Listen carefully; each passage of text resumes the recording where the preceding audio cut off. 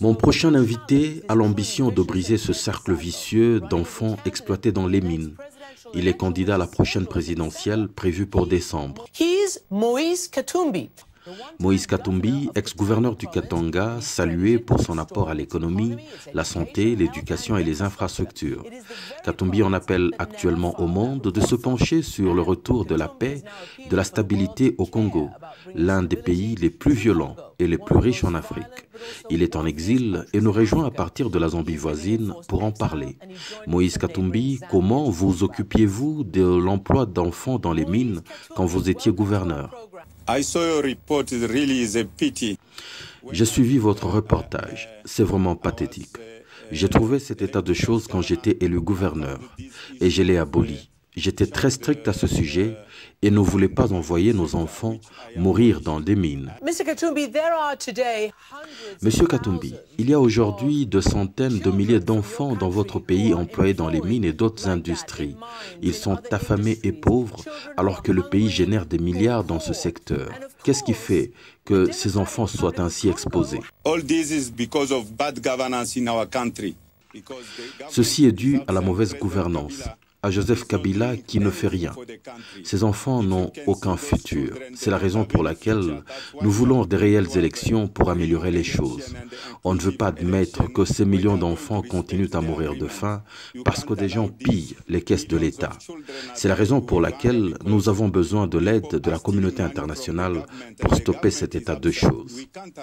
Mr. Katumbi, these minerals have fueled Congo's civil war. Ce minerai ont nourri la guerre civile au Congo. Que va-t-il arriver s'il n'y a pas élection et que M. Kabila ne les organise pas? S'il n'y a pas élection, le Congo va continuer dans l'instabilité et il peut y avoir une guerre civile. Nous avons aujourd'hui près de 5 millions de déplacés internes. Des millions meurent à l'est du pays, au centre, partout à travers la RDC.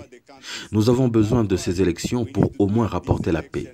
Si Kabila le refuse, il continuera d'entretenir ces milices qui pillent les minerais et utilisent les enfants dans des mines.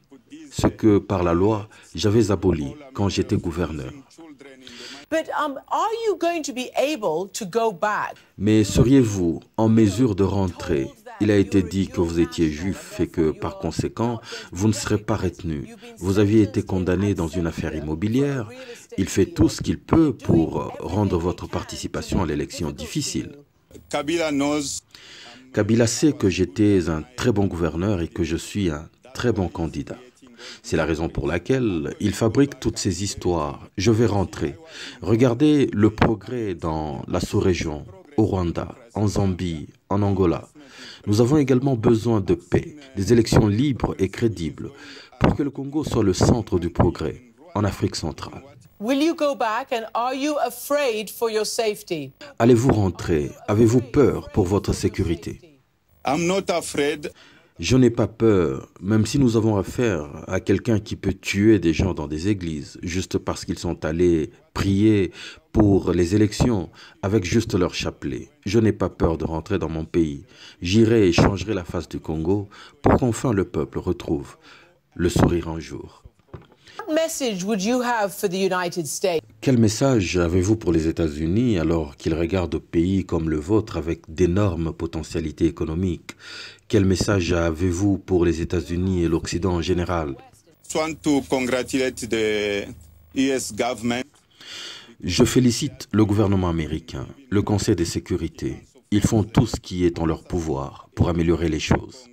L'ambassadrice Nikki Haley a même visité le Congo dans le but qu'il y ait des élections crédibles, libres et transparentes. Je leur demande de pousser davantage parce que Kabila leur ment. Il n'a pas l'intention d'organiser les élections. Il voudrait peut-être des élections où il peut imposer son candidat. Des millions de personnes sont en train de mourir. J'en appelle aux États-Unis. Nous voulons des élections transparentes et crédibles. Moïse Katumbi, thank you so much. Moïse Katumbi, merci. Nous savons que vous étiez le mieux élu lors des élections auxquelles vous aviez pris part. Nous vous reverrons donc si ces élections sont organisées. Nous allons effectivement suivre cela parce qu'imaginez-vous quelle puissance africaine pourrait devenir le Congo s'il y a la bonne gouvernance.